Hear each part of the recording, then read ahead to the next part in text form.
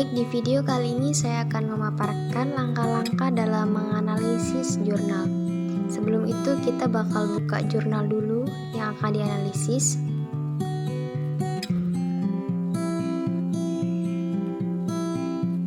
Di sini jurnal yang akan kita analisis berjudul Pendidikan Karakter Anak Usia Dini melalui Sastra Klasik Fabel versi Daring. Jurnal ini ada 16 halaman ya teman-teman.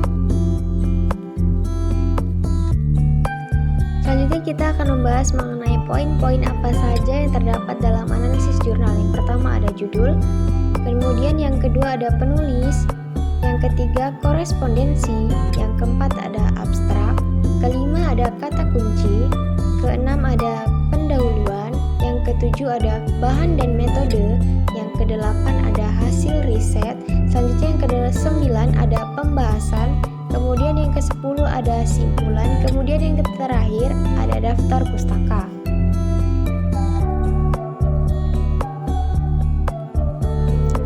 Selanjutnya kita akan masuk pada jurnal yang akan kita analisis.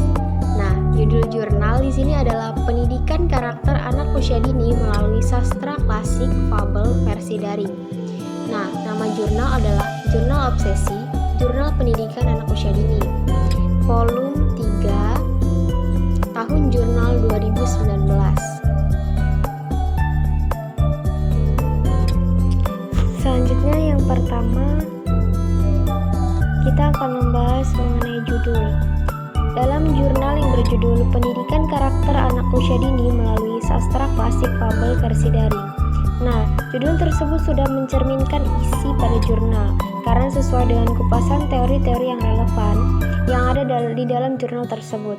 Kemudian, jumlah kata pada jurnal ini juga sudah cukup karena sebanyak 11 kata dan tidak menggunakan kata klise karena judulnya sudah sangat jelas. Yang kedua, kita akan membahas mengenai penulis. Pada artikel jurnal ini ada satu orang penulis yang bernama Juanda. Penulisan nama penulis pada artikel jurnal ini sudah benar karena nama dituliskan tanpa menggunakan gelar.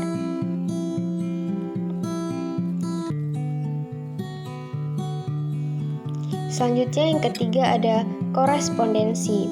Dalam artikel jurnal ini, nama penulis dilengkapi dengan alamat korespondensi seperti adanya email.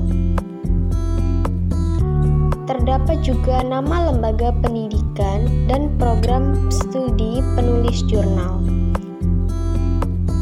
Selanjutnya, di sini juga dilengkapi dengan alamat penulis jurnal.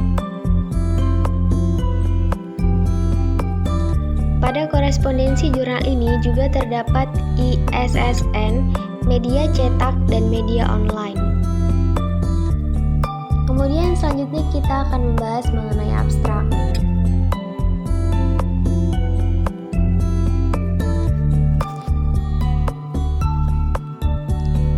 Pada bagian abstrak jurnal ini terdapat penjelasan singkat mengenai isi tulisan dari latar belakang, pendekatan, metode, hasil, simpulan penting.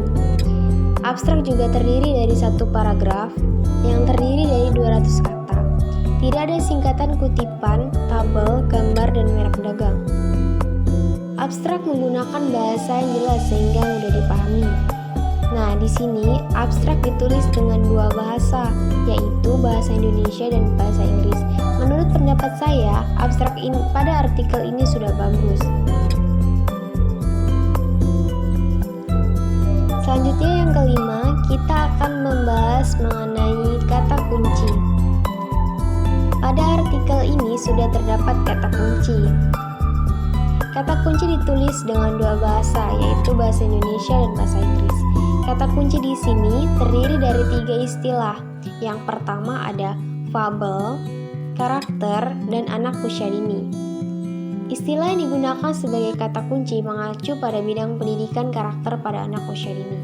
Nah, menurut pendapat saya, istilah yang digunakan sebagai kata kunci sudah cukup dan bagus untuk menambah pengetahuan pembaca. Selanjutnya kita akan membahas mengenai pendahuluan. Baik, kita scroll dulu ke bawah.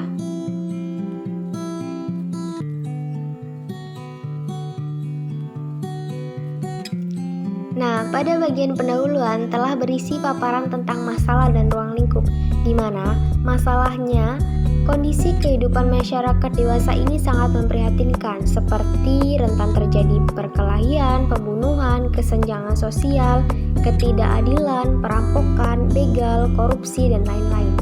Nah, ruang lingkupnya adalah pembentukan karakter sejak usia dini.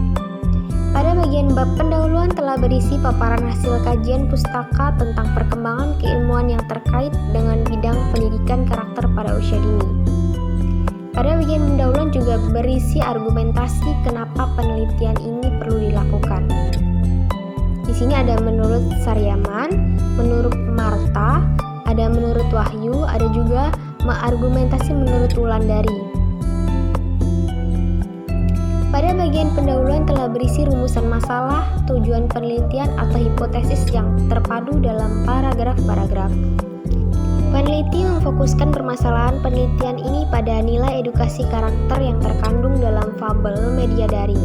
Nah, tujuan penelitian ini adalah mengeksplorasi nilai-nilai karakter dalam fabel media daring di Indonesia. Menurut pendapat saya, bagian pendahuluan pada jurnal ini sudah bagus.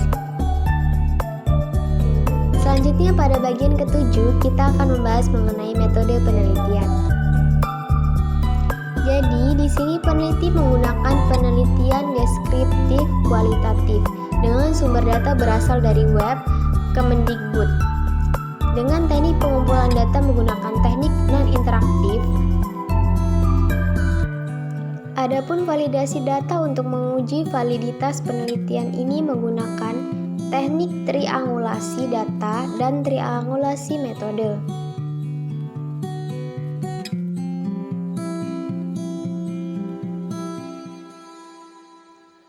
Selanjutnya, peneliti menggunakan teknik analisis data dengan model analisis interaktif. Nah, menurut pendapat saya, pada bagian metode penelitian telah berisi paparan tentang prosedur penelitian secara jelas. Selanjutnya yang ke-8 kita akan membahas mengenai hasil riset dan pembahasan. Kita scroll ke bawah dulu.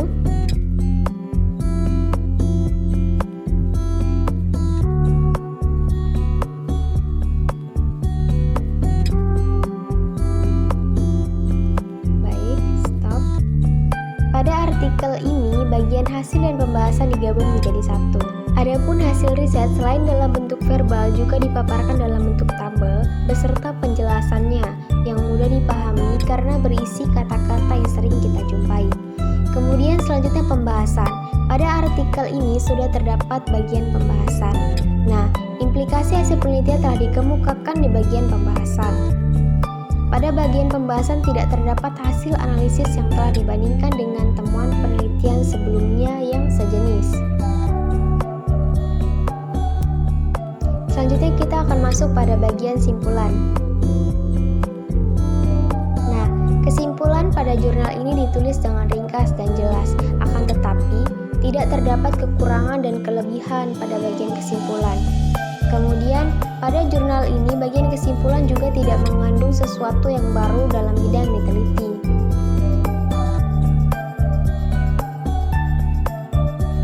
Baik, yang ke-10 kita akan membahas mengenai ucapan terima kasih. Nah, pada jurnal ini sudah terdapat ucapan terima kasih. Ucapan terima kasih ditulis dengan formal. Kemudian, ucapan terima kasih ditujukan kepada yang berkontribusi langsung pada riset dan penulisan jurnal. Selanjutnya yang terakhir ada daftar pustaka. Kita scroll ke bawah dulu. Pada bagian daftar pustaka sudah memuat semua publikasi yang direferensi langsung. Nah, referensi penulisan artikel hanya berasal dari 34 sumber. Penulis juga telah konsisten menggunakan style apa dalam penulisan artikel. Sekian pemaparan mengenai langkah-langkah menganalisis jurnal dari saya.